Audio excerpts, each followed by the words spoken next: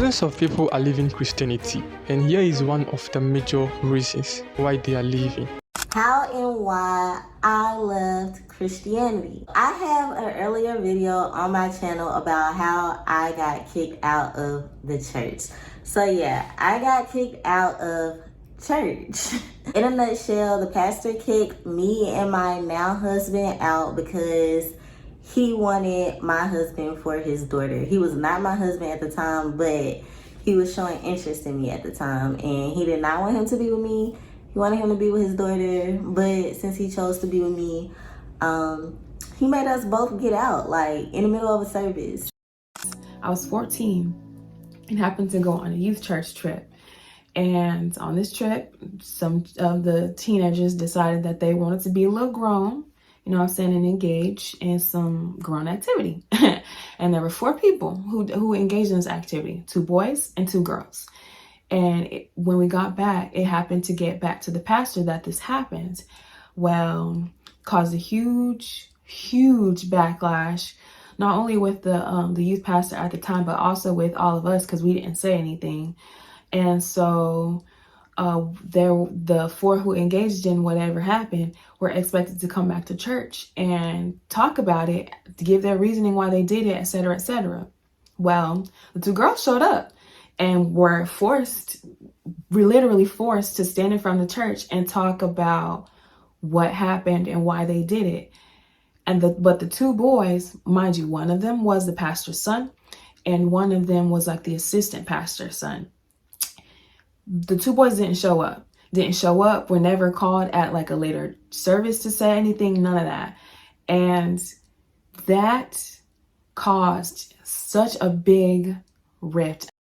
Now, from these videos you watch, you can agree with me that they left Christianity because of what a Christian, who can either be a pastor or a church member, did to them, or because of what this pastor did in the church. But is this a valid reason for leaving Christianity?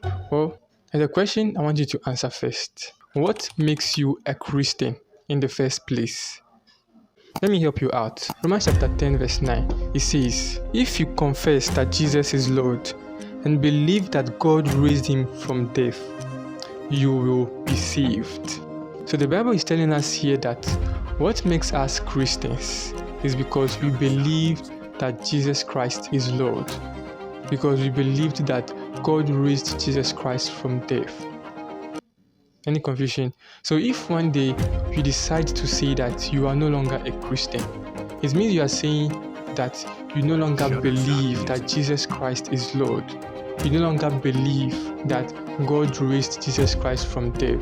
So now, for you to say that you left Christianity because of what a pastor did to you, or because of what a church member did to you, so that's being offended by a pastor equal to Jesus Christ is not God. I don't know if you're getting me. I said what makes us Christian is because we believe that Jesus Christ is Lord. So if one day you said you're no longer a Christian, it means you are saying that Jesus Christ is not Lord. So now if you left Christianity because a pastor offended you, are you saying that being offended by a pastor is equal to Jesus Christ is not God? Or are you saying that being offended by a member is equal to Jesus Christ was not raised from dead by God? Is that what it means? No, right? Now this leads us to our second point. One mistake people make about Christianity is judging Christianity using Christians themselves instead of using the Christian belief.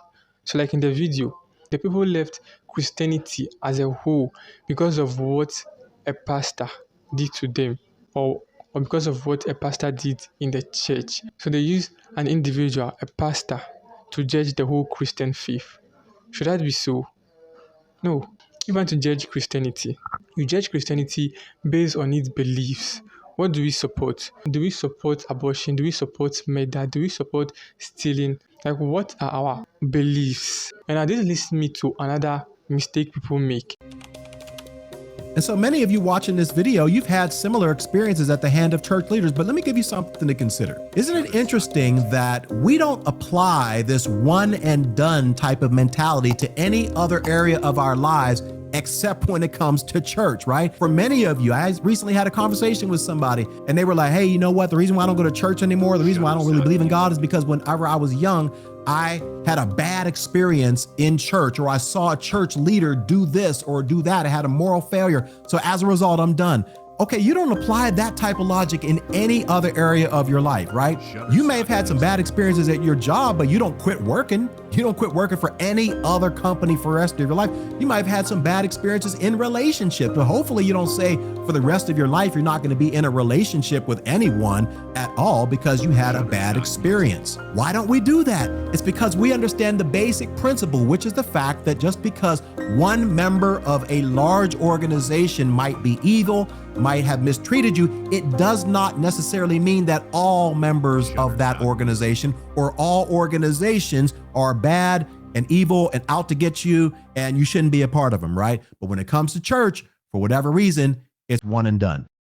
This leads me to another mistake people make, which is people think that we Christians, that we are some holy people, like very holy, that we are some righteous people, we are people without flaws, like we are perfect. That is wrong. That is very, very wrong. We are humans. We also have fleshy nature. Many Christians battle with lust. Many Christians battle with pornography. Many Christians battle with greed, anger. Lots of things that the people of the world are battling with. Many Christians are battling with it. But the difference here is that we have realized that we need help and that Jesus Christ is the only one who can help us. So we go to him. So let me use this analogy. Let's imagine you are sick and you went to the hospital to receive treatment and you got there and you saw lots of people over there, like lots of patients. Will you say that because of there are lots of patients over there that you won't go and receive treatment? No, right? You will still receive treatment in as much as there are other patients over there. So it's the same thing in Christianity. We have our problems and we realize that God is where we can get healed. God is where our problems will get solved. So God becomes like our hospital. So if you as an unbeliever or a first-time Christian or an immature Christian goes to church and see Christians who are misbehaving, who are doing all sorts of things which you and I know that is not right, that shouldn't be a reason for saying that you will be leaving Christianity. Using the hospital analogy, if you should leave the hospital because there are other patients, you're going to die. Your sickness will get worsened. With all these points, leaving Christianity because of what a pastor did to you or because of what a church member did to you is not a valid reason. So if you're watching this video and you are an ex-Christian, like somebody who left Christianity because of this reason, please, I want to tell you that these reasons are not valid. And there's a good news, and this good news is that you can come back to God. God's hands are wide open. The Bible tells us that God stands at the door. He's knocking. And anyone who opens the door, he will come in and meet the person. So God is knocking at your door. There is still chance. So this is only one of the reasons why people are leaving Christianity. There are many reasons, and I made a video on 4 major reasons why people are leaving Christianity. I want you to watch that video over here.